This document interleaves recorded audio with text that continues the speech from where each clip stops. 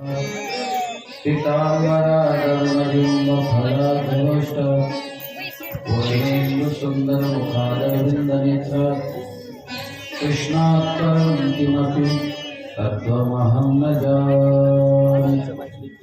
नमोऽस्तु ते व्यासविशालबुद्धि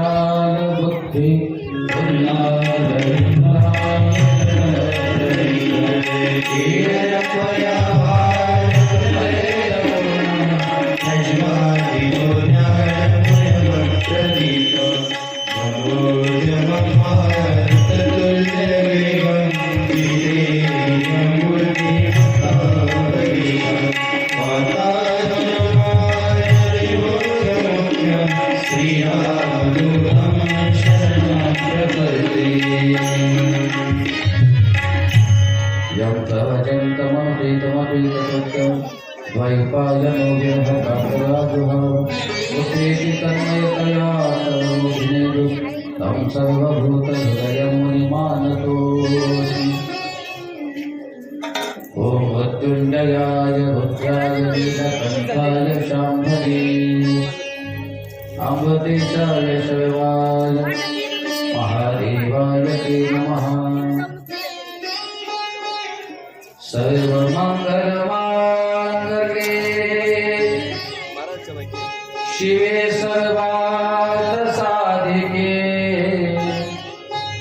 शरण्ये त्र्यम्बके गौरी नारायणी नमोस्तुते। ॐ जयन्ती मङ्गलाकारी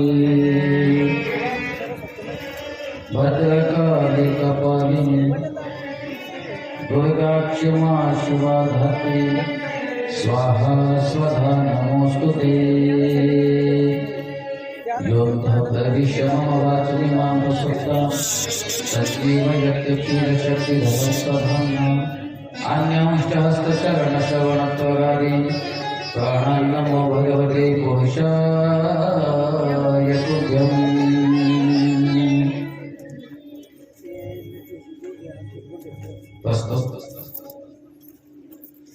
अच्छा सांगतेच्या म्हणजेच सप्तम दिवसाच्या कथेसाठी आज आपण आरंभ करतोय।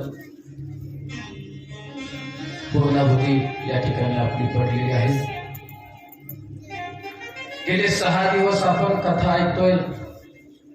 कथा ऐकत असताना त्या भगवतीचे किती उपकार आहे पहा ना।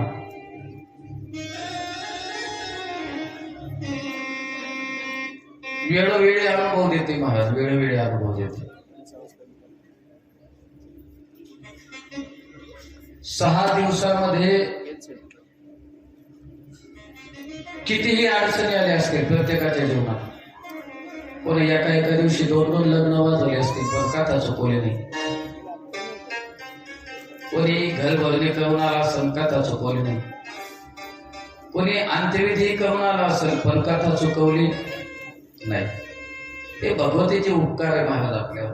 आणि भगवती जेव्हा प्रसन्न होत असते ना, या जगातलं सगळं सुख सगळी संपत्ती त्या ज्याला भगवती प्रसन्न झाली ना त्याच्या चरणाजवळ मिळत असते।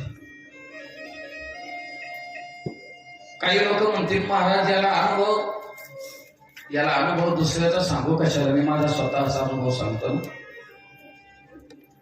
आई जगदंबेची सेवा माझ्या जीवनामध्ये घडली, उपासना घडली, कथेच्या माध्यमातून पूर्णाहुत्या घडल्या आणि परिणाम असा झाला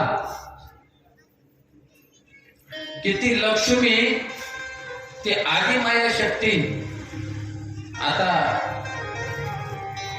मागे चालत नाही, सोबत चालत नाही, तर पुढे चालते। आज अक्षरशः येत असताना डोळे भरून आले महाराज। एवढी सगळी मंडळी कथेसाठी, तेही सिटी सारख्या ठिकाणी इतका आवाज द्यावा लागतो, चला कथेला, चला कथेला, चला कथेला। मोजून 50 लोक असतात कथेला, पण न सांगता आणि न बोलावता सप्ताह जरी मुकुंदवाडीचा असला पण येणारी मंडळी फक्त मुकुंदवाडीतले नाही तर आसपासच्या 5 पालण्यामधले माणसं या ठिकाणी येतात. याचं कारण आदिमाया भगवतीची आपल्या सगळ्यांवर सेवा आहे. कृपा झाली म्हणून इथलो घेत उगाच नाही येत महाराज कोणी. एखाद्यानं आपल्यावर प्रेम केलं तरच आपण त्याच्या घरी जातो, हा साधा नियम आहे. आपल्या घरी आमरसाला जेवायला कोण येतं? ज्याच्यावर आपलं नितांत प्रेम आहे. महिला मंडळी कोण कोण मनान जावई पटकन लवकर जाणे. आज आपल्याला काय येत होतं? कारण सगळ्यात मोठं प्रेम सासूबाई कोणावर करत असते? हा तुमचे व्हायलाच नाही का पोरीचे? 3 जणांवर प्रेम असतं. तीन वस्तूवर प्रेम असतं महिला मंडळी. एक दुधाची साय, दुसरं गाईचं शेण आणि जावई. एखाद्याला जर रोडवर शेण पडलं तर 3 जणी जातात उचलायला. एवढं प्रेम. 2 दुधाची साय. पाहुणा आला जर जाड साह्याला असली आणि चहा करायचा तर दूध टाकताना फुकून थुकत का नाही? त्याच्यातून फुकून साय नाही गेली पाहिजे. किती प्रेम असतं? एवढं प्रेम असतं. पण या दोघांपेक्षा जास्त प्रेम जावयावर असतं. आणि कारण सोनाई महाराज, ज्यानं आपल्या पोटच्या गोळ्याला आयुष्यभर ज्यानं डोक्यावर घेतलं त्याचं प्रेम, त्याच्याविषयी प्रेम काय व्यक्त करू नये? लोक म्हणतात महाराज जावयावर फार प्रेम करतात महिला मंडळी. करायलाच पाहिजे. का करायला पाहिजे? कारण तुमची सोन्यासारखी पोरगी तो सोन्यासारखी सांभाळतो. करा ना प्रेम त्याच्यावर, काय अडचण? तुमच्या मुलीला त्रास झालेला तुम्हाला आवडेल का? नाही आवडत. म्हणून त्याच्यावर प्रेम केलंच पाहिजे. काही गोष्टी अशा आहे महाराज की त्याच्यावर प्रेम करत जा. काही गोष्टी अशा आहे की त्याच्यावर कधीच प्रेम करू नका. आपलं जिथं चांगलं होतंय मग तिथं प्रेम करा. मग ती कुठलीही गोष्ट असू द्या. आपलं जिथून भलं होणार आहे त्याच्यावर प्रेम करा. समोरचा मूर्ख जरी असला पण त्याच्यापासून जर आपल्याला फायदा आहे त्याला जीव लावा. आणि एखादी फार चांगला माणूस आहे पण त्याच्याविषयी आपल्याला अंतःकरणात कळवळा उत्पन्न होत नसेल किंवा त्याच्याकडून जर आपले काही कार्यसिद्धी नसेल तर त्याच्या जवळ जाऊ नका. हा नियम. म्हणून सगळ्यात जास्त आवडती वस्तू ही माणसं स्त्रीची जावई. पण त्या जावयावर सुद्धा स्त्री प्रेम करते. याचं कारण की तो जावई कोणाच्या ताब्यात राहतो?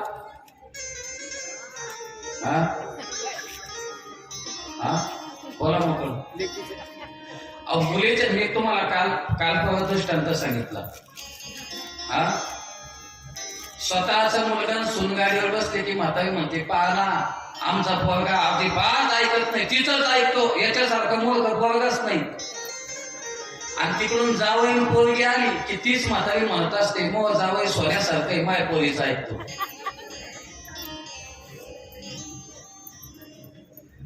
आदिमाया भगवती तिच्यावर जिने त्या आदिमाया भगवतीवर ज्याने प्रेम केलं त्याला जग मोठं करत असतं.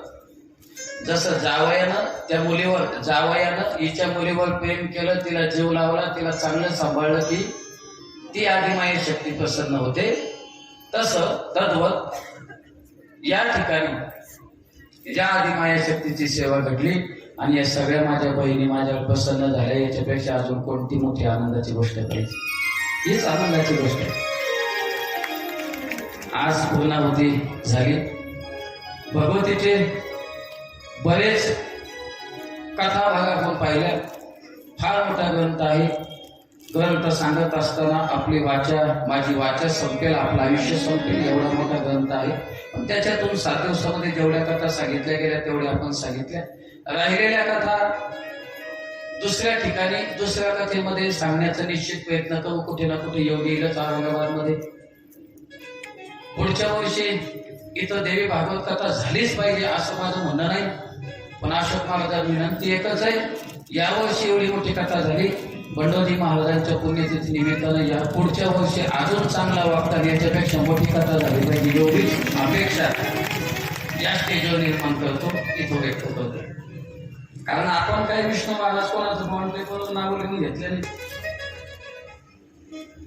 भाग्य तरी उनी देव आहे, सकाळ हा देवासाठी करा, याच्यासाठी करू नका. कीर्तन देवासाठी करा, कोणीतरी पाकिट चांगलं भरून म्हणून करू नका. देवाचं चिंतन त्याच्यासाठीच करा. कोणीतरी तुम्हाला चांगलं जेवायला घालन, दक्षिणा देईन, हे देईन, याच्यासाठी कथा करूच नका. आमचे आदरणीय गुरुजी म्हणतात, आदरणीय गाथामूर्ती राऊत महाराज कोहेकर बाबा, ज्यांच्या जीवनामध्ये सहवास घडला मला, फार भाग्यवान. त्यांचा एक महत्वाचा शब्द आहे, तुम्ही उद्या समाजामध्ये कार्यक्रम, कथा, कीर्तन चालू द्या, फार मोठी माणसं व्हा, पण एक करा, न मांगे मोती मिले, मांगन मिले नहीं भीख, मांगने से मरना भला, यही सद्गुरु की सीख. कोणाला कधी मागू नका. ज्या माणसानं लोकांना मागितलं लोक त्याला हसतात, पण ज्या माणसानं कधी मागितलंच नाही लोक त्याच्या घरामध्ये सोनं नेऊन टाकतात. हा जगाचा नियम.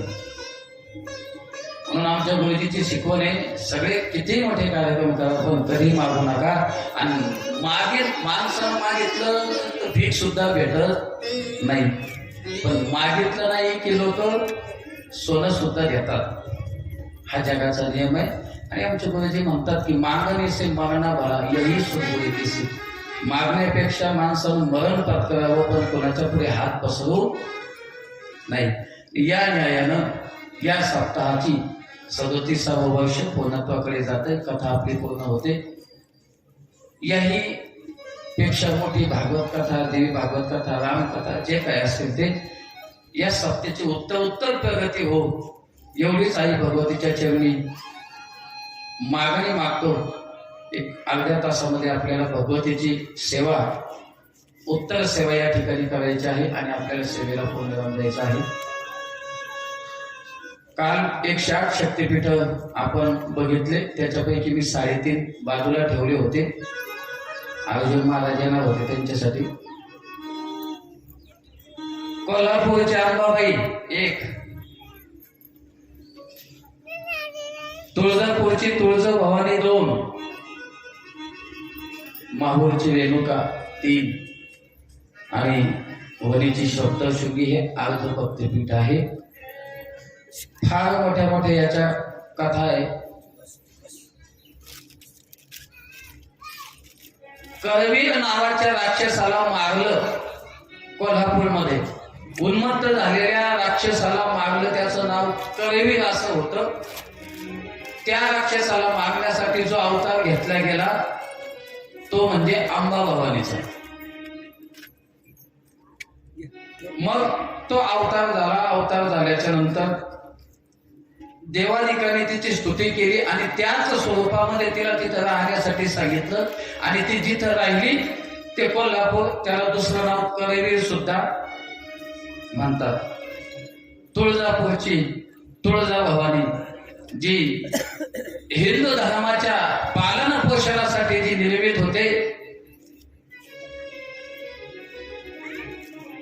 चंडमुंड यांचा वध करण्यासाठी जी निर्माण होते, ती तुळजाभवानी. हिचा फार मोठा इतिहास सांगितला जातो. पण आज नेमका असं झालं, मला 1 ते 4 कथा करायची होती आणि आज इतकी म्हणजे वेळ झाला की आपल्याला ती आदिमाई शक्ती नेमकी आपल्याला कुठं पाहायला भेटणार आहे. कथा झाल्याच्या नंतर मला ते विषयी चिंतन मांडायचंय, म्हणून मी हे थोडं बाजूला ठेवतो. ती आदिमाया शक्ती प्रभू रामचंद्राला प्रसन्न झाली आणि प्रसन्न झाल्याच्या नंतर ती जिथं थांबली ती बालघाटावर थांबली. तो बालघाट म्हणजे आजचा तुळजापूर. आज जे तुळजापूरचं मंदिर आहे ते बालघाटावर. आणि भगवान रामचंद्र प्रभूने जिची पूजा केली, भगवान रामचंद्र प्रभूला सीतेचा शोध घेण्यासाठी मदत करणारी जी आदिमाया शक्ती, जिनं रस्ता दाखवला, अशी तुळजाभवानी तिथं निर्माण झाली, ती तुळजाभवानी. त्यानंतर माहूरची रेणुका. रेणुकेची कथा आपल्याला सगळ्यांना माहीत आहे. जमदग्नी ऋषीची पत्नी आहे. जमदग्नी ऋषीची पत्नी, मातृसेवा पितृसेवा काय असते हे शिकवणारा मुलगा परशुराम पोटी तिच्या आला. एक दिवस विकल्प मनामध्ये आला, जमदग्नीनं ओळखलं आणि परशुरामाला सांगितलं, उडव तुझ्या आईचं मुंडकं. आईचं मुंडकं उडवलं जातं, पण सांगितलं जातं मुंडकं जरी उडवलं तरी तुला 2 वर देतो. मग एका वरानं माझ्या आईला जिवंत करा आणि दुसऱ्या वरानं मी मारलं म्हणून आईला कळू देऊ नका. आणि मग निर्माण झाल्याच्या नंतर जे स्वरूप तिचं निर्माण झालं ते स्वरूप जिथं आहे ते आज माहूरगड. माहूरगड कुठे? नांदेड जिल्ह्यात माहूर नावाचा तालुका आहे त्या ठिकाणी. आणि अर्धपीठेश्वर तळशुंदी वणीला. वणी कुठं आहे? वणी कुठं आहे? वणीतच आहे ना, नाशिक जिल्ह्यामध्ये वणी आहे. असे 3.5 शक्तिपीठ आहे. मग जन्मजय सांगतात महाराज, मग ही जगत जननी नेमकी आम्ही पाहिजे कुठं? देवाधिकांना ते प्रसन्न झाले, आम्हाला तर प्रसन्न होईल ना होईल, पण तिचं रूप कुठं पाहिजे? तर सांगितलं, ऐक, प्रकृतीचा आविर्भाव कसा झाला, प्रकृती निर्माण कशी झाली? तर प्रकृतीचं कारण असणारी मूळ माया, ती मूळ माया म्हणजे आदी माया जगदंबा. मी सुरुवातीला प्रमाण सांगितलं पहा, आधी कोठेच नव्हते काही, चंद्र सूर्य तारा नाही, अवधी शून्यच होते पाहे कान्होबा तेरे तेरे ते, तेथे एक ढाल गज निर्माण झाली, तिने पहा एवढी ख्याती केली. ती आदिमाया शक्ती त्या ठिकाणी प्रसन्न झाली. आणि मग ती आदिमाया शक्ती राहिली कुठं? तर तिनं 3 प्रकृतीमध्ये सृष्टीची निर्मिती केली. 3 रूपात. कोणतं रूप? एक, हे जगत ती झाली, आई आणि वडील या 3 रूपामध्ये जी स्वतः नटली आणि तिने ह्या सगळ्या जगाला काय केलं? म्हणून बरेचसे लोक शंका करतील, महाराज ठीक आहे, स्त्रीमध्ये आदिमाया शक्ती, पण पुरुषामध्ये कसं काय? याचं कारण असेल, पुरुष पुरुषत्वानं दिसत जरी असला तरी पुरुषत्वाकडे स्त्रीपेक्षा फक्त एकच गुण शिल्लक आहे. तो फक्त मुलगा जन्माला घालू शकतो इतकाच गुण त्याच्याकडे आहे, पण तो सुद्धा स्त्रीच आहे. म्हणून माऊली ज्ञानोबारायांनी वर्णन करत असताना त्या मथुरेला जात असताना गवळणी जेव्हा घेऊन जातात, त्या गवळणी सगळ्या गोकुळाला म्हणतात की आम्ही कुठं निघलो? बाजाराला निघलो, आणि जर तुम्हाला काही घ्यायचं असेल तर आमच्याकडून घ्या. मग काय? आमच्याकडे गोविंद आहे, गोपाळ आहे. आता शब्दशः चिंतन करा.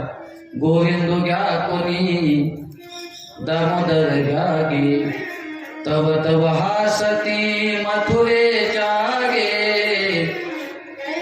गोविंद घ्या कोणी, दामोदर घ्या गे. बाजारामध्ये फक्त महिलाच फिरतात का? माणसं नाही जात का? माणसं जातात. मग माणसं जातात तर मग घ्या गे हा शब्द महिलेला वापरला जातो का पुरुषाला? बाई दही घ्या गे, दूध घ्या गे, मग महिलेलाच वापरला जातो का पुरुषाला? महिलेलाच. पुरुषाला म्हणलं जातं का अमुक अमुक पाटील इथं सप्ताहामध्ये हजर याला भेट द्यायला आले बा, आणि त्यांनी सत्कार घ्या बाई. घेईन का ते सत्कार? सत्कार घेणार तर नाही, जे सत्कार देणार त्याला उचलून येईल, ते तू तिकडं चाल म्हणून माग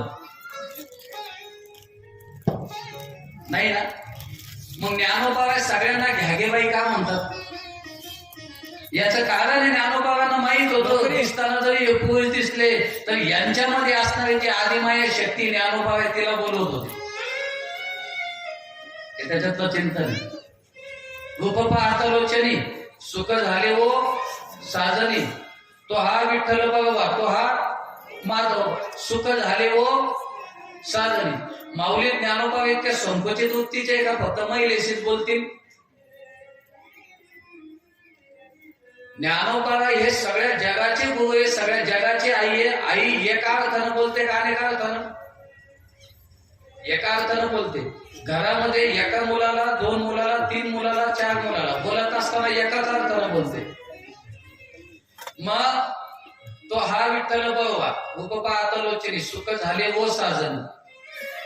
मग साजने हा शब्द जो वापरला तो फक्त स्त्रियांनाच नाही वापरला, तर तो पुरुषांना सुद्धा वापरला. बरं जाऊ द्या, अजून साधं सांगून जातो तुम्हाला एकदम सोप्या भाषेत. महिलेला काय आवडतं? महिलेला काय आवडतं? तर त्याचं उत्तर देईल, महिलेला भगवतीची सेवा आवडते. बरोबर, भगवतीची सेवा आवडते. कुंकू लावणं महिलेला आवडतं, मंगळसूत्र घालणं आवडतं, डोरलं घालणं आवडतं. काय जे पायात काय असतं? हा हा जोड्या याच्यात असतात ना, अंगठ्यात करवलीत असतात का? आता घरी गेल्या नियोजन करा तुम्ही. जे काही असतं हे कशाचं लक्षण आहे? हे आदि माया शक्तीच्या सेवेचं लक्षण आहे. बघा ठीक आहे, आज हे बघा एखाद्या फोटोमध्ये जर तुम्ही आदि माया शक्ती सुंदर नटलेली पाहिली की स्त्रीला असं अंतःकरणातून भावना येतात की आपणही असं दिसलं पाहिजे. म्हणून ती स्त्री याच्या पुढे जाऊन सांगते, स्त्रीला मुलगी जास्त आवडते का मुलगा? आता खरं बोलले पाहते. कारण स्त्री शक्तीची ओढ कोणाकडे? स्त्री शक्तीकडे. चला, आदि माया शक्ती तुमच्यात आहे म्हणून तुम्हाला त्याची ओढ विषय सोडून द्या. पुरुषाचं काय? मुलगा जन्माला आल्या तो रडला नसेल, रडवलं त्याला. रडल्याच्या नंतर पहिलं स्तनपान कोणी दिलं? बापाने का आईने? आईने दिलं. बरोबर. थोडस पुढे चला. बोटाला धरून चालवलं कोणी? आईने. पहिला घास कोणी खाऊ घातला? आईने. पहिल्यांदा त्याचा पाय चालण्यासाठी त्याच्या पायाला तेल कोणी लावलं? आईने. त्याचं जर ताप आला असेल तर पट्ट्या कोणी ठेवल्या? आईने. त्याचे पाय दुखत असेल तर तो झोपल्यावर कोणी दाबले? आईने. त्याला उद्या जायचंय गावाला, त्यानं सांगितलं नाही पण आईनं कपडे धुवून ठेवले, रात्री इस्त्री करून ठेवले. कोणासाठी? मुलासाठी. कोणा केलं? आईने. पुढे चला. मुलाची शाळा उद्या उघडणार आहे पण आजच तिनं त्याचं दप्तर शोधून ठेवलं. कोणासाठी? कोणा शोधलं? शाळेत कोणाला जायचंय? मुलाला. आता इथून बाजूत आहे का? शाळेत कोणाला जायचं? मुलाला. अभ्यास कोणाला करायचा? मुलाला. परीक्षा कोणाला द्यायची? मुलाला. बस कोणासाठी लावलेली आहे? मुलाला. आणि दप्तर कोण घेतं?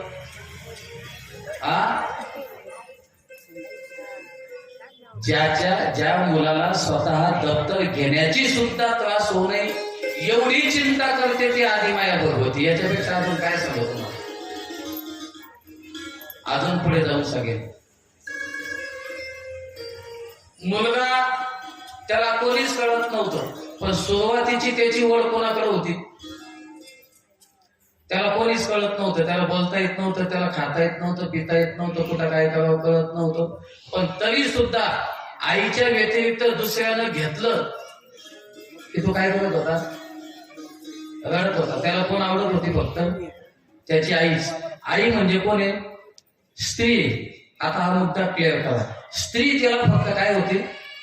आई स्वरूपात त्याला स्त्री आवडत होती. मोठा झाल्याच्या नंतर शाळेत गेला. मित्र आवडतात का मैत्रिणी आवडतात? बोला. इथं तरी खरं बोलायचं. 10 मित्र आणि 1 मैत्रीण. 10 मित्र आणि 1 मैत्रीण. ओढ कोणाकडं? मैत्रीण कोण आहे? स्त्री आहे. थोडस पुढे गेला. कॉलेजला गेल्याच्या नंतर त्याला कोणाचंच ऐकलं नाही पण स्त्री शक्तीनं त्याला सुधारलं. पुढे जाऊन सांगतो. घरामध्ये त्याला कळायला लागलं. घरात आला. बाबा मी मुलाचं सांगतो. मुलामध्ये स्त्री शक्ती किती आकर्षित आहे. बाबा माझी कोण कुठे आहे, कोण कुठे, लग्नाच्या अगोदरच सांगतो, नंतरच नाही. लग्नाच्या अगोदर माझी आई कुठे आहे. आता हे थोडं बदलणार आहे अजून 10 वर्षांनी. कोणाचं बदललं, कोणाचं बदलून गेलं, आणि कोणी आता बदलाच्या तयारीत आहे. फार कमी मुलं असे असतात की जे बदलत नाहीत, पुढे चालत.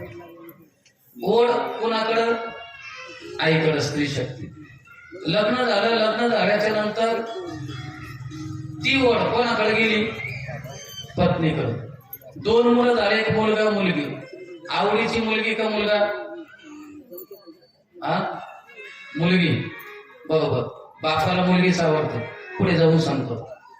त्या मुलीचं लग्न झालं, मुलाचंही लग्न झालं, पण सगळ्यात जास्त नातू मुलीचा आवडतो का मुलाचा. जरा हिशोबानं बोल, आसपास पाहू ना, बोल नको कथा झाल्या. म्हातारपण आलं, म्हातारपणामध्ये मरत असताना मुलीचं तोंड पाहायचं का मुलाचं, मुलीचं. मेल्याच्या नंतर सुद्धा पदर ढाळायला मुलगा का मुलगी. पाणी जरी मुलांना पाजलं असेल पण हात लावायला मुलगी. रक्षा जरी मुलांना विसर्जित केली असेल पण राग भरायला मुलगी. पिंडदान जरी पोराने केलं असेल पण पिंडदानामध्ये अर्ध देण्यासाठी मुलगी. किती सांगू तुम्हाला, पुरुष जरी निर्माण झाला पण पुरुषामध्ये सुप्त गुण कोणाचे असतात, तो आदिमाया शक्तीकडेच आकर्षित होतो. म्हणून ती आदिमाया शक्ती एकाच रूपाने या जगामध्ये नटलेली, तो पुरुष असो नाही तर स्त्री असो, तीच स्त्री भगवती या ठिकाणी सृष्टीची निर्मिती करते. मग महाराज तिचे रूप सांगा म्हटले कोणची, तर ऐका. सर्व जीवांना जीवन देण्याचं काम करते, तिला सती म्हणतात, महालक्ष्मी म्हणतात, वैकुंठवासिनी, पतिव्रता म्हणतात. स्वर्गाची स्वर्गलक्ष्मी आणि घरातली गृहलक्ष्मी असते. घरातली लक्ष्मी आणि स्वर्गातली सुद्धा, जी स्वर्गातून येते तिला स्वर्गलक्ष्मी म्हणतात, आणि जी घरात आपल्याला पोचते तिला गृहलक्ष्मी म्हणतात. म्हणून आमच्या हिंदू धर्माचं फार मोठेपण आहे. आमच्या पत्नीला सुद्धा बायको म्हटलं जातं, पत्नी म्हटलं जातं. पण ज्या ठिकाणी शास्त्राचं काम असतं, ज्या ठिकाणी देवाचं काम असतं, ज्या ठिकाणी दैवकाचं काम असतं, त्या ठिकाणी तिला काय म्हटलं जातं, लक्ष्मी. मग ती चंडिका असली तरी, कळलं ना तुम्हाला, ती कालिका असली तरी. आता घरामध्ये लक्ष्मीच आहे पण तिचे रूप वेगवेगळे. एखाद्या घरात कालिका असेल, रोज आवाज बाहेर कालिका. जिचा पांढरीच्या आवाज आहे समजून जाऊ ती कालिका आहे. जिचा पांढरी दोनला आहे समजून जाऊ ती भवानी. आणि जी पती आणि पत्नीचा संसार सुरळीत चालवते समजावं ती गृहलक्ष्मी. आणि घरामध्ये गृहलक्ष्मी पाहिजे.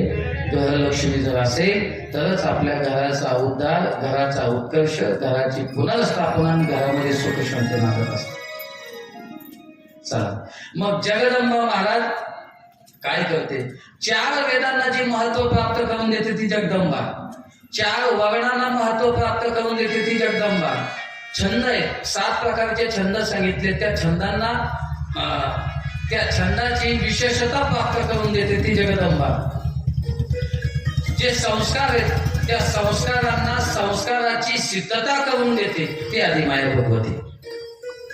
पंचप्राणांना पंचप्राण शरीरामध्ये निरोधित करण्याची जी शक्ती देते ती आदिमाया भगवत शक्ती. मग महाराज ती शक्ती नेमकी कशी होती, तर ती 2 शक्ती होती. एक निर्गुण निराकार, 2 तिचे स्वरूप निर्माण झाले. एक राधा आणि दुसरी ऋषभानू. एक ऋषभानू कन्या राधा आणि दुसरी समुद्राची कन्या लक्ष्मी.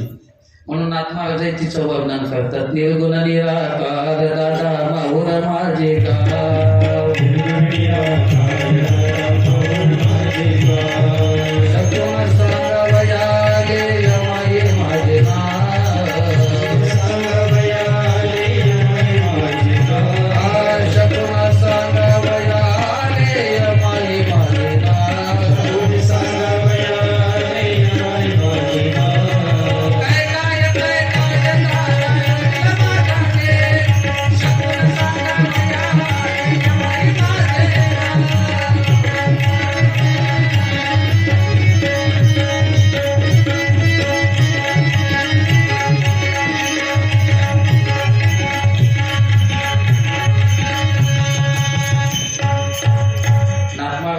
वर्णन करतात.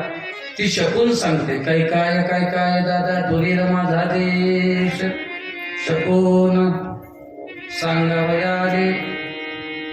काय शकून? कलियुगा माझी दादा एक विपरीत होईल, बहीण भावा दोघा जणांचा विवाह लागेल. 5 वर्षाची नारी दादा भरतावे मागे, 6 वर्षाची नारी दादा गर्भीण राहील. पुत्र तो होईल दादा पित्याचा बैरी, घरोघरी हिंडतील नाही. थोर पर्वत दादा उडवले जातील, आता हे जाती एके ठिकाण. काय चिंतन करावं महाराज, शास्त्राचं जेवढं चिंतन केलं. प्रत्येक वेळेला मला असं कच्चे व्यासपीठावर बसलं का मला आमच्या गुरुजींची आठवण होते. पण पंचजन्माचं भाग्य असं की जो महाराज वारकरी शिक्षण संस्थेसारख्या वेद विभूषित संस्थेमध्ये 4 वर्ष शिकण्याचा योग आणि गाथामूर्ती रामभाऊ महाराज सारख्या महान जगद्गुरु तुकोबारांच्या प्रति अवताराची 2 वर्ष सेवा, ती सुद्धा अगदी जवळून, फार मोठ्या कमी लोकांना भाग्य मिळून त्याची जी सेवा आहे ही भगवती सगळीकडे नटलेली. मग महाराज त्या देवीची सेवा आता कशी करायची इतकंच आहे का फक्त? मग त्या देवीची सेवा करत असताना एकच सेवा करा, सदाचारी वर्तन असायला हवं माणसाचं. कसं सदाचारी? भला किसी का करणं सको तो बुरा किसी का मत करणं, मी बोललो असेल कथेमध्ये. सदाचारीनं वागा. मनुष्याला स्वतःच्या जीवाशिवाय किंवा आत्मेशिवाय कोणी शेवटपर्यंत साथ करत नाही, विसरू नका. माझा सगळ्यात महत्वाचा शब्द घेऊन जा.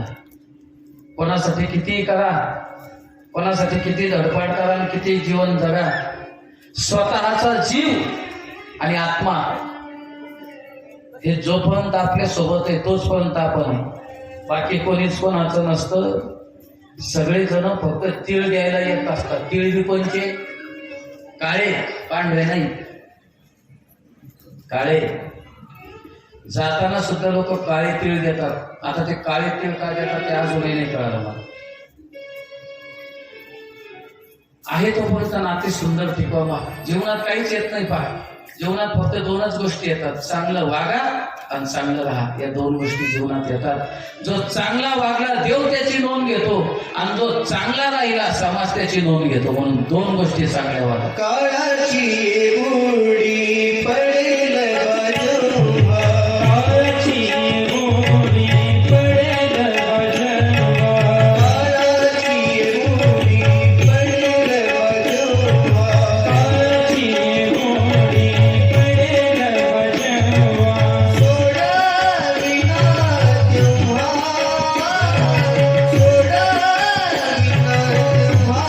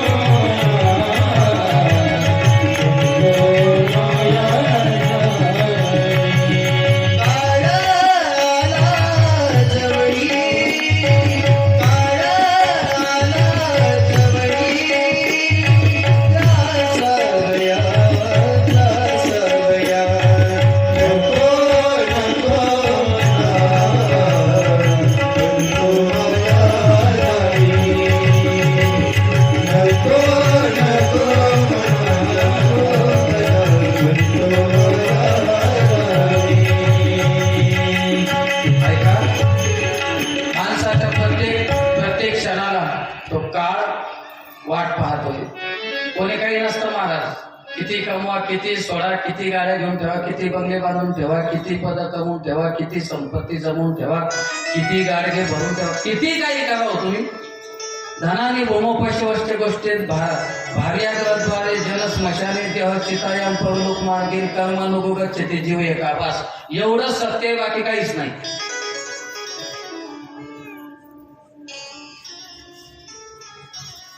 धनाने भूमोपश्यवश्च गोष्टी, कोट्यानं संपत्ती कमवली, जागेवरच राहणार आहे.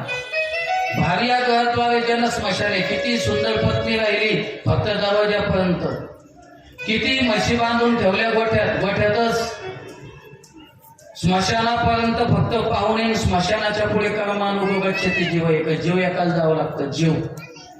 म्हणून जीवन जगत असताना आत्मशिवाय कोणावर भरोसा ठेवू नका. आचरण चांगलं ठेवायचं, असं आचरण चांगलं ना महाराज त्याचं आयुष्य चांगलं. 2 मिनिटात विवेकानंदांचं सांगून जाईल तुम्हाला. आज संतोष महाराज सगळे, आमचे अमोल महाराज, सगळे मोठे मोठे मंडळी, इथं गणेश महाराज उपस्थित आहे. आज ही माणसं मोठे झाले ना महाराज. बापरे, अर्जुन महाराज, वा, आमचे अर्जुन महाराज उपस्थित आहे. हे माणसं मोठे झाले ना महाराज, याच्या मागे लय मोठं कारण आहे. याच्या मागे कारण फक्त एकच आहे, यांनी त्यांचं चारित्र्य सांभाळून म्हणूनच मोठे झाले. उगाच नाही मोठं होत महाराज समाजात. आमचे आदरणीय विष्णू महाराज यांना 40-50 हजार रुपये युट्यूबचा महिना आहे नुसता. साली ऐकतात लोक त्यांचे. त्यांचा काकडा 25,000 लोकांनी ऐकला. एवढा मोठा माणूस स्टेजवर बसेल, याच्यातले बरेच लोक काकडा ऐकत असतील, पण याचे म्हणून माहित नाही. प्रसिद्धी ना समाजाची. म्हणून महाराज चारित्र्य सांभाळ. विवेकानंदांकडे एक स्त्री गेली, शिकागोमध्ये भाषण ऐकलं, प्रभावी झाली. संन्यासी व्यक्तिमत्व होतं, तेजपुंज राजबिंडा दिसायला होता. विवेकानंदांकडे ती पांढरी शुभ्र असणारी ती स्त्री गेली, तिनं हात जोडले, सांगितलं, महाराज माझी एक इच्छा आहे. म्हटले, बोला ना. म्हटले, काही नाही, मला तुमच्यासारखा मुलगा व्हावाची इच्छा आहे. म्हणे, बाई काय सुंदर तुझे विचार आहे, माझ्यासारखा सुंदर मुलगा होईल, तुला काही अडचण नाही जा. तिनं सांगितलं, महाराज तुमच्यासारखा मुलगा व्हायचा असेल तर मला तुमच्याशी विवाह करावा लागेल. आता ऐका विवेकानंदांचे विचार काय होते. या व्यासपीठावर बसलो ना, त्या व्यासपीठाचे विचार काय ते सांगतात. त्या विवेकानंदांनी सांगितलं, बाई तुला माझ्यासारखा मुलगा मी तुझ्याशी लग्न केल्याच्या नंतर होईलच यात शंका नाही, पण तू मलाच माझा मुलगा समज, मी तुला माझी आई समजतो, तू मलाच माझा मुलगा समज ना. ही आमची संपत्ती.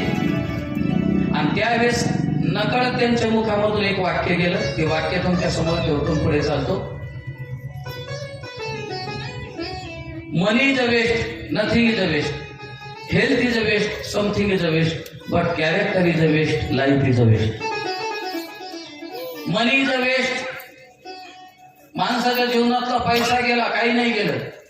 Health is a waste, something is a waste, माणसाचं आरोग्य खराब झालं, रोग झाला, समजा 50% आयुष्य खराब झालं. पण चारित्र्य नाम, कॅरेक्टर नाम, चारित्र्य नावाची गोष्ट जर माणसाच्या जीवनात ती संपली की त्याचं आयुष्य उद्ध्वस्त होत असतं. म्हणून किमान जे लोक समाजामध्ये लोकांना मार्गदर्शन करतात, किमान त्यांनी तरी चारित्र्य सांभाळलं पाहिजे. इतकी तरी एखादीची पवित्रता आपण सांभाळावी. आणि हे आमच्या गुरुजींनी आम्हाला सांगितलं, म्हणून आज आमच्याकडून सांभाळल्या जाते. चला, म्हणून सदाचाराने जीवन वागा. आपल्याला इथंच कीर्ती नाही करायची, तिथं सुद्धा करायची. बंडोबा महाराजांची पुण्यतिथी इथंच नाही. काल महाराजांनी सांगितलं, गाजे भूमंडळी 16, गाजे भूमंडळी 16 आणि वैकुंठी गाजे 16, भूमंडळा माझी कीर्ती. तुका म्हणे गाजे वैकुंठी 16. अगोदर पुण्यतिथी तिथं होते आणि मग तिथून संकल्पना येते आपल्या मनामध्ये की तुम्ही काय करा, आता बंडोजी बाबांची पुण्यतिथी करा. ही संकल्पना तिथून येते. याचं कारण काय आहे? जीवन सदाचारी ज्याचं आहे त्याची जग सुद्धा नोंद घेतं. माणसाला नियम ग्राम धर्म टिकवला पाहिजे, शेजार धर्म टिकवला पाहिजे, कचरा लोटा पण अंधाराचा लोटा बांधणारे झाले पाहिजे. मोटर लावले बिना एक नळ सोडून 2 नळाचे कनेक्शन द्या. आपण भाटा नका करू 2 नळ घेतले म्हणून एकच करा ना, काही अडचण नाही. फक्त भाटा नका करू. मी कालच सांगितलं 2 तोळ्याची पोत काय करता माहिती, 10 तोळ्याची करा. पण जिच्या गळ्यात नकली पोत आहे तिला दाखवू नका. जीवन जगण्याचं शास्त्र याला शेजार धर्म म्हणतात. 2 मजली काऊन बांधायचे काजळी तरी 5 मजली बांधा. पण 5 मजली बांधल्याच्या नंतर शेजारच्याला म्हणा या आमच्या झोपडीत. मी झोपडी पाहिली अशोक महाराजाची आणि 2 दिवस चक्कर येत होती मला. ही झोपडी तर मग आमचं काय. अहो हा मोठेपणा मनाचा पाहिजे महाराज. तुम्ही मोठ्या बंगल्यात आपण झोपडी म्हणा. म्हणून देव विदुरजीच्या झोपडीत जेवायला गेला पण दुर्योधनाचे 56 भोग खाल्ले नाही रे बाबा. म्हणून याच्याकरता जीवन जगताना सदाचारी जीवन जगाय, शेजार धर्म पाळा. शेजाऱ्याला चांगलं म्हणा, शेजारी आपल्याला चांगलं म्हणलं पाहिजे. पुढं चला. समाजामध्ये बहिष्कृत्य होईल असं कृत्य करू नका. 3 गोष्टी या जीवनातून संपल्या. नीती संपली, नाती संपली आणि व्यवस्था संपली. नीती, नाती आणि प्रेम या 3 गोष्टी संपल्या.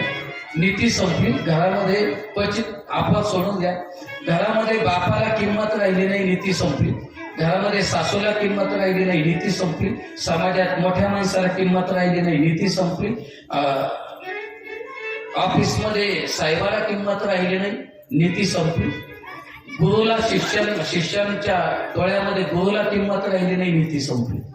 अपवाद वगळता काही लोक असे महाराज की गुरु सेवेसाठी प्राण देतात, वडिलाच्या आईच्या सेवेसाठी प्राण देतात. त्यांचं मी बोलत नाही, पण त्यांनी ती नीती सोडू नये याबद्दल मी बोलतो. नारदजी म्हणतात बाबा वेगवेगळ्या प्रकारचे शास्त्र असतात. मग नेमकं नारदाला विचारलं कोणत्या शास्त्रानुसार वागावं, तर ज्या शास्त्रामध्ये सांगितलेले की चांगलं वागा तेच शास्त्र या ठिकाणी चांगलं आहे. आणि मग ते कोणतं आहे, श्रुती आणि पुराण या 2 शास्त्रानं वागा, वेदोक्त पद्धतीनं वागा.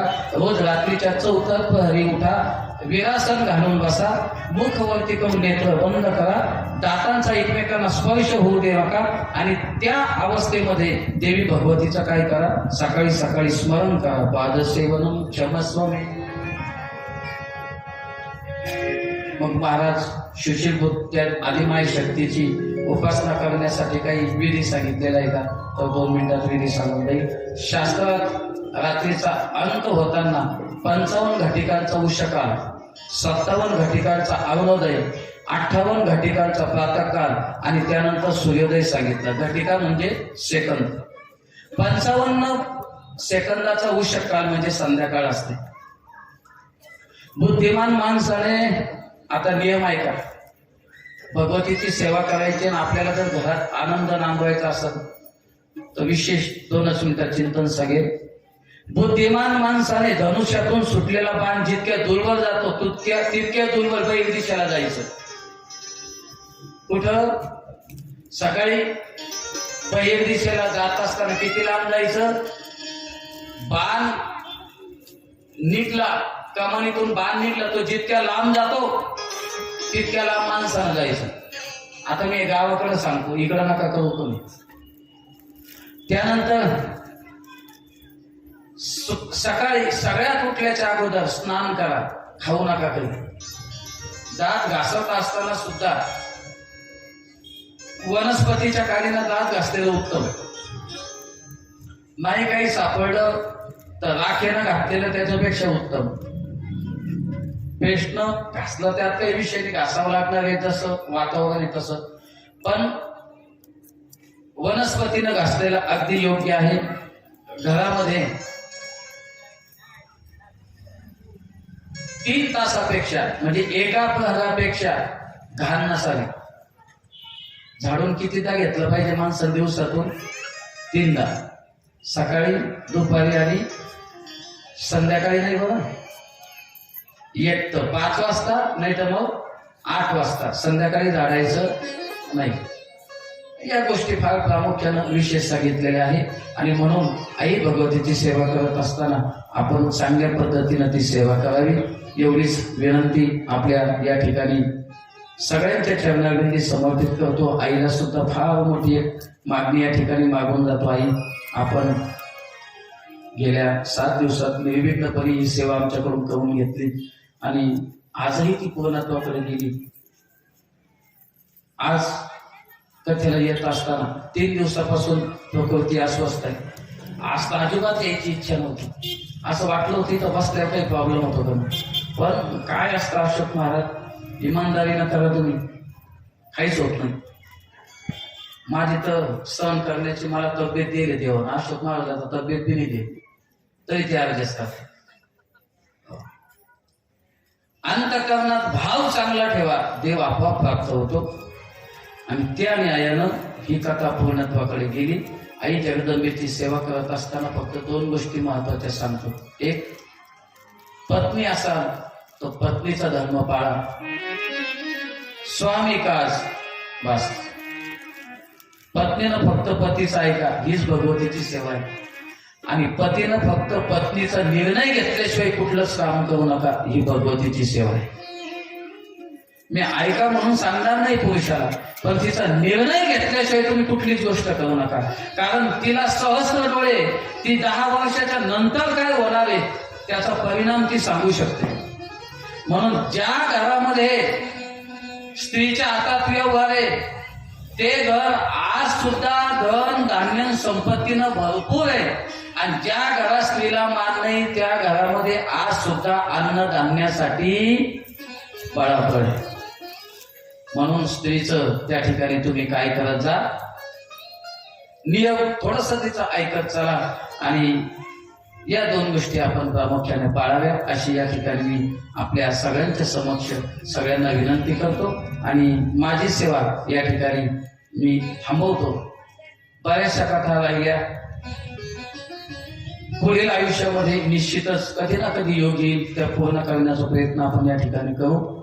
उपस्थित व्यासपीठावर आमचे आदरणीय विष्णू महाराज कुदळे असतील, आमचे अर्जुन महाराज भाग्यवंत, आमचे सोपान महाराज जंजाळ, ज्यांनी ही कथा मलाच म्हणजे फक्त मुकुंदवाडीला ऐकायला मिळालेली ही कथा, जसं धृतराष्ट्रानं कुरुक्षेत्रावर चाललेलं युद्ध स्वतःच्या स्वस्थानी बसून बघितलं, तसे अनेक धृतराष्ट्र ज्यांना इथं येता आलं नाही काही कारणास्तव, पण ते सुद्धा अख्ख्या महाराष्ट्रामधून ही कथा पाहतायत.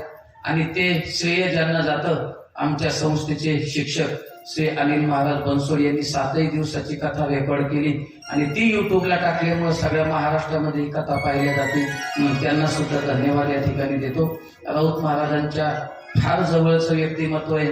आजही आदरणीय राऊत महाराजांचे 4 दिवसाला ज्यांना फोन असतात असे आमचे अनिल महाराज. म्हणून काल बालशेखर महाराज सांगून गेले, काही शिष्यांचं नाव गुरुमुळं होतं आणि काही गुरूंचं नाव शिष्यामुळं होतं. आता मी त्याच्यातलाच येते. माझं नाव गुरुमुळं तर झालंच, त्यात काही विषय नाही, पण माझं नाव माझ्या विद्यार्थ्यांमुळे सुद्धा मोठं होतंय. म्हणून त्यांना सुद्धा धन्यवाद. आणि जात असताना सगळ्यात मोठे धन्यवाद मी तुम्हाला देऊन जाईल. सगळ्यात मोठे धन्यवाद. ज्या ठिकाणी मुक्कामाला राहिलो, ज्यांच्याकडे अन्नदान घडलं, ज्यांनी ज्यांनी संस्थेसाठी भरभरून मदत केली, धान्याच्या स्वरूपात केली असेल, देणगीच्या स्वरूपात केली असेल, काय कोणी जे जे दिलं असेल महाराज ते सगळं तुम्ही जे दिलं ना ते माझ्याकडे बघून नाही दिलं, ते भगवतीच्या आशीर्वादामुळे दिलं. पण मी सांगतो तुम्हाला, भगवती प्रसन्न झाल्याच्या नंतर काय होतं हे आज मला पाहायला मिळालं. भगवतीची सेवा घडली, आज एवढा मोठा कार्यक्रम माझ्या हातून संपन्न झाला. हे कृपा आशीर्वाद कोणाचे असतील ते भगवतीचे. म्हणून प्रेम करण्यासाठी फार माणसं जोडावे लागतात असं नाही. समाजाने प्रेम करावं, असं स्वतःचं व्यक्तिमत्व निर्माण करा, समाज आपोआप प्रेम करा. आणि ज्यांनी माझ्यावर प्रेम केलं ही सगळी मंडळी, अगदी अर्जुन महाराज असतील, आमचे अशोक महाराज असतील, आमच्या आई असेल, आमच्या मनीषाताई, अगदी 12 वाजता फोन करून चहा कोण नाही करत महाराज, एवढं कोणीच नाही करत. स्वतःच्या घरात पाहुणे जरी आले, जर 4 पाहुणे येणार असेल, 4 आणि 4च्या ठिकाणी जर 5 आले तर लगेच घरामध्ये कुठेतरी सांगितलं नाही 5 जण येणार, 4 जण येणार होते, त्यांना भांडणं होतात. पण आव्याहातपणे ज्यांनी आमची सगळ्यांची सेवा केली, अगदी सकाळी आंघोळीपासून तर संध्याकाळपर्यंत, चहापर्यंत, झोपेपर्यंत सगळी व्यवस्था. काय काय उतराई होणार महाराज? आम्ही ही मंडळी काय उतराई होणार? देऊन काय देऊ शकतो आम्ही सांगा. आम्ही तुम्हाला काही देऊ शकत नाही, पण एक मात्र देऊ शकतो, जोपर्यंत आमचं जीवन आहे तोपर्यंत आम्ही तुमच्या ऋणात राहू शकतो आणि पुढच्या जन्मी आम्हाला तुमच्यासारखी आई बहीण मिळावी इतकीच विनंती आम्ही भगवतीकडे करू शकतो. बाकी काहीच नाही. घडली पुढची सेवा तर निश्चित येण्याचा या ठिकाणी प्रयत्न करू. मी आमच्या महाराजांना विनंती करतो, एक सगळ्यांचं आभार म्हणून एक छोटस गीत आणि लगेच आरती या ठिकाणी होईल.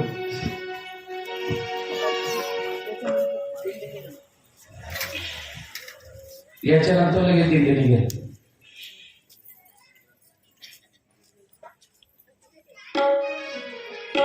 आता एक 2 मिनिटं भजन होईल आणि ग्रंथ पूजा आपण करून घेऊ. ग्रंथ पूजा झाली की मग आरती आणि प्रदर्शन. मिलन साथ दिन का था हमारा तुम्हारा, मिलने आज तक था हमारा तुम्हारा, मिलने आज तक था हमारा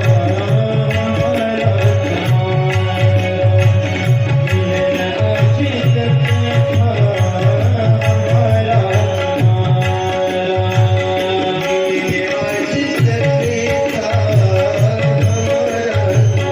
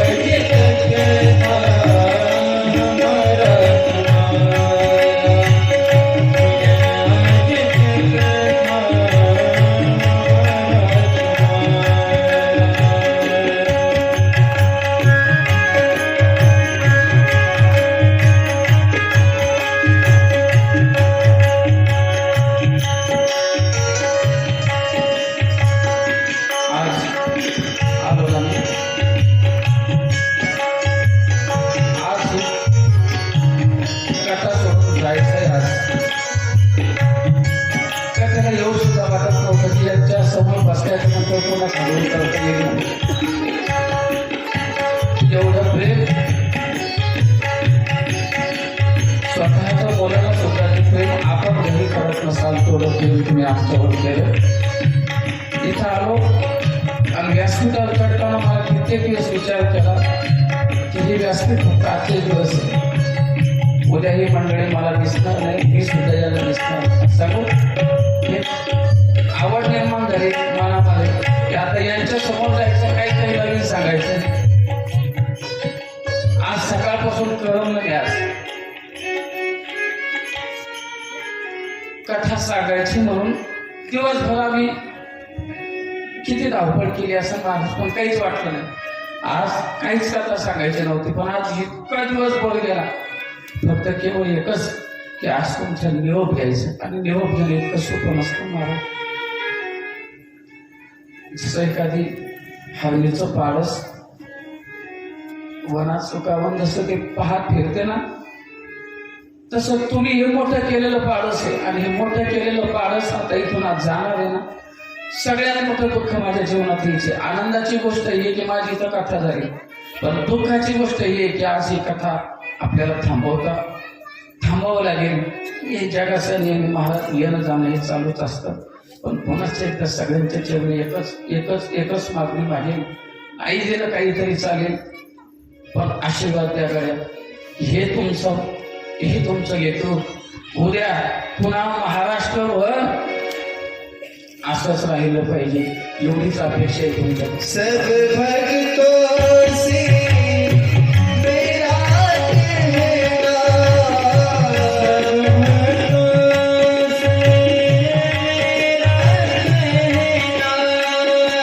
भूल चूक की माफी देना, भूल चूक की माफी तुमसे बिछड़ना हमको गवारा, तुमसे बिछड़ना हमको गवारा, ये आज तक था हमारा तुम्हारा, ये आज तक था हमारा तुम्हारा, रही जिंदगी मिलेंगे दोबारा, रही जिंदगी को मिलेंगे दोबारा, मिलन आज तक था हमारा तुम्हारा, मिलन आज तक था हमारा तुम्हारा, मिलन आज तक था हमारा